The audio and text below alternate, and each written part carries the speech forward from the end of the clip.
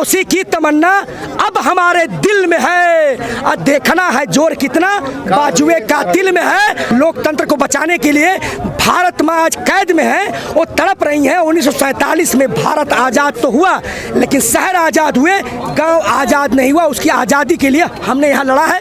लेकिन एक बात और कहना चाहता हूँ, आप कहते हैं इसका हल क्या निकलेगा? हल निकलेगा आज नहीं तो कल निकलेगा। आप बताइए, इन्हीं किसानों को जो बॉर्डर पे बैठे हुए थे, इनको नकली किसान कहा गया था, इन्हें खालिस्तानी कहा गया था, इन्हें माओवादी कहा गया था। पाकिस्तान प्रो क्या हुआ? इनसे ही बात करी। कौन जीता? हम जीते। वो कहते थे इसमें काला क्या है, 9 संशोधन कर डाले, हमारी जीत हुई। वो कहते थे 1 इंच पीछे नहीं हटे, क्या किया पता है आपको? 16 संशोधन करने के तैयार हैं। और जानते हैं, कह रहे हैं कि हम 1.5 साल बिल को होल्ड पर डालने के लिए तैयार हैं। तो जीत तो हम रहे, इन्होंने कांटे लगाए, कांटे हटाना पड़ा। तो ये जीतते, हम जीतते आए हैं, जीतेंगे। लेकिन अब हमारा आंदोलन किसान आंदोलन तक नहीं है, जन जागृति आंदोलन है। मैं पूछना चाहता हूं, मैं बीएसएफ में 31 सर्विस किया, BSF, CRP, ITB, CISF, Assam rifle को पेंशन क्यों नहीं? ये जितनी बार चुने जाते पेंशन क्यों? मैं लड़ूंगा आखिरी गोली, आखिरी दम तक। मैं कहता हूं एसएससी 2018 पास जो मेडिकल फिट है उनको ज्वाइनिंग लेटर क्यों नहीं? जबकि वहाँ वैकेंसी है। एक आदमी को 5 आदमी उठा सकते हैं, अगर 2 आदमी बोझ को उठाएंगे तो उठेगा नहीं। जब वैकेंसी है तो वैकेंसी की फिलअप क्यों नहीं? तो ईवीएम, जो देश ने ईवीएम बनाया वो चुनाव नहीं करवाता। अमेरिका, जापान में ईवीएम से चुनाव नहीं थे, यहाँ क्यों नहीं? हम ईवीएम की भी लड़ेंगे। बार-बार ईवीएम पे आरोप लगाते हैं, ईवीएम के लिए आंदोलन क्यों नहीं करते हैं? करते हैं ना सर, 2024 तक करेंगे। अब सारे मुद्दों के हित में कहना चाहता हूँ कि अब ये जन जागृति आंदोलन है, किसान आंदोलन नहीं है। 2024 तक चलेगा, हम बैठेंगे। सरकार वही तो कह रही है, इन्होंने सब चीज का ठेका ले लिया, एक चीज के लिए तो ठीक है, जनता सर्वोपरि है। मुझे बताइए, आपके माध्यम से पूछना चाहता हूं, लोक बड़ा है कि तंत्र बड़ा है? जन बड़ा है कि तंत्र बड़ा है?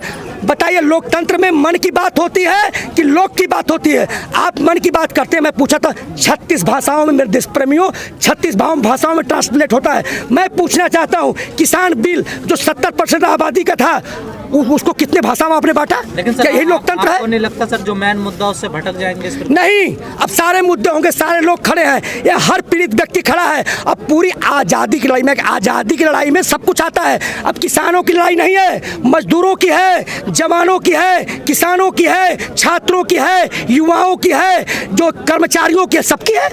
आज़ादी की लड़ाई है। चुनाव लड़िए और फिर लड़िए, सबकी लड़ाई लड़ेंगे, चुनाव आएंगे। लेकिन मैं कहना चाहता हूं, सत्ता परिवर्तन के साथ व्यवस्था परिवर्तन की बात होगी। सत्ता परिवर्तन से हमें क्या मिला? पहले परदादा रोड पे थे, दादाजी थे, हमारे पिताजी हैं। क्या इसका समय, अगर किसान बिल वापस हो जाएगा तो क्या फिर दूसरा बिल नहीं आएगा? नहीं। अब हमें सरदार भगत सिंह का सुन लो, सरदार भगत सिंह का राइट टू रिकॉल। हमारी शक्ति है, हमारी शक्ति से वो बैठे हैं संसद में। हम 5 साल इंतजार करते हैं, फिर भीख मांगने आते हैं। हम चाहते हैं कि हम जब चाहें तब उनको पदस्थ कर सके।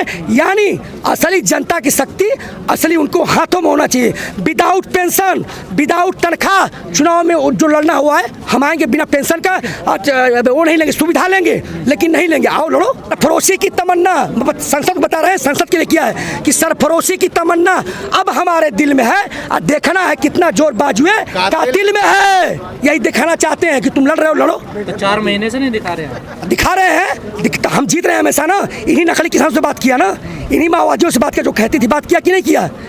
9 संशोधन किए कि नहीं? आप भी यहाँ 4 महीने से हैं अपने चुनाव में, हम भी लगातार। जी, इन 4 महीनों में किसानों को क्या मिला अब तक?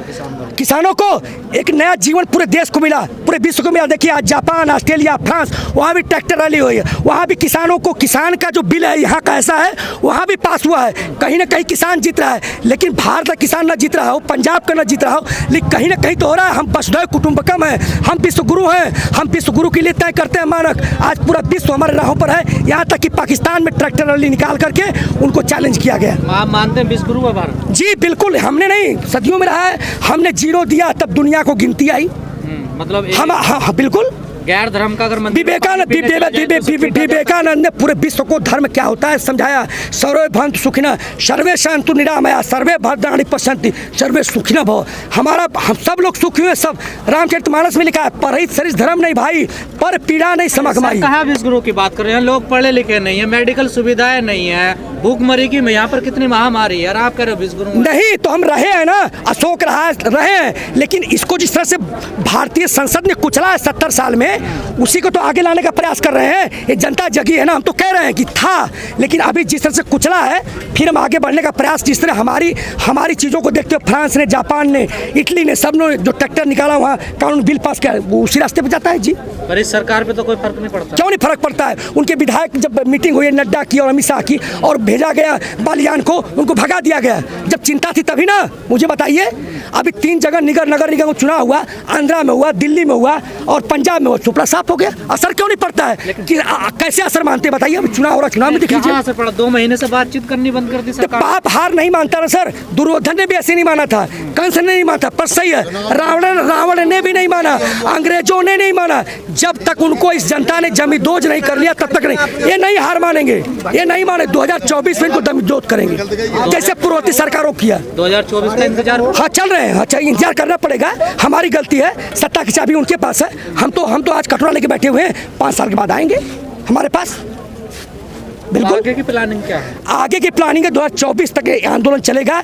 जब तक इस सत्ता से बेदखल नहीं कर लेते हैं तब तक हम चैन से नहीं बैठेंगे। ऐसे तो किसानों का नुकसान हो रहा है। कोई नुकसान नहीं है। आज़ादी बिना खून के नहीं मिलती, आज़ादी खून मांगती है। क्या लगता नहीं कि मैं अपने घर का जिम्मेदार आदमी हूँ? क्या मेरे घर में नुकसान नहीं हो रहा है? हो रहा है, लेकिन आज देश को हमारी जरूरत, हम आए हैं। चाहे घर तो कल फिर बना लेंगे, लेकिन देश चला जाएगा तो हमारा घर नहीं बचेगा। भारत बंद का व्यापक असर पड़ेगा सरकार? बिल्कुल व्यापक असर पड़ेगा। आज देखिए पूरी दिल्ली जनता त्राहिमाम कर रही है इनकी वजह से। पहली बात है कि हम, एक चीज बड़ी न्यूज चलती है, हम यहाँ पे बैठे हुए नहीं है, हमें बैठाया गया है, सरकार ने बैठाया है लोगों को तकलीफ देने के लिए।